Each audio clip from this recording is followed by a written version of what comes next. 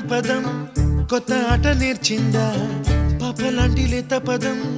పాఠశాలగా కూనలమ్మ జానపదం పల్లె దాటి వచ్చిందా చవళిల జానతనం పాట చూపగా కుంచెలో తాగే చిత్రాలు ఎదురొచ్చేలా అంతటా